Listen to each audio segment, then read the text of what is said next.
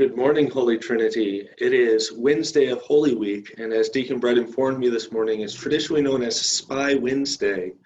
Today, as we understand it, is the day on which Judas betrayed Jesus to the chief priests.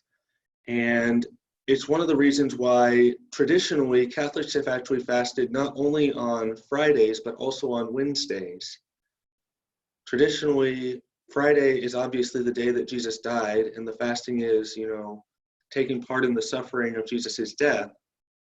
But Wednesday is the day on which Jesus was betrayed, and that's a different type of suffering. The suffering of having a friend turn his back on you. The suffering of being alone, of being abandoned. And so traditionally, Catholics have fasted both Wednesdays and Fridays. And the tradition of prayer, fasting, and giving has to do with being united. Prayer unites us with God.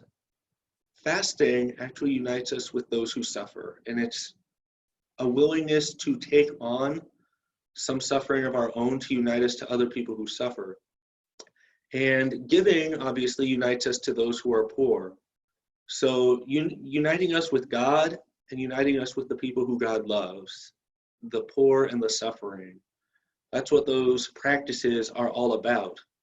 And when we choose to fast, we join others in their suffering. And one of the interesting things about suffering is when we suffer together, our suffering is less. And so we deliberately choose to fast so that our suffering together may be less for everyone involved. Today, Archbishop Sample invited all of us in the diocese to a day of fasting and prayer for the end of the coronavirus. And so I also invite you on this Wednesday, when we recognize the betrayal of Jesus, to enter into a particular time of fasting this day. And if you haven't up to this point, that's fine.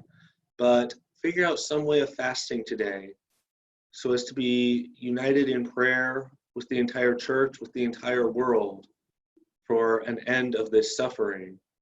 And as you yourself experience suffering, experience that suffering of hunger, unite yourself to those who are suffering most in this time, suffering from death, the death of loved ones, the fear, the anxiety, whatever that suffering may be.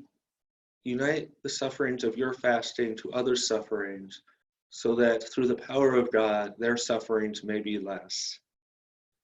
God bless you on this Wednesday of Holy Week.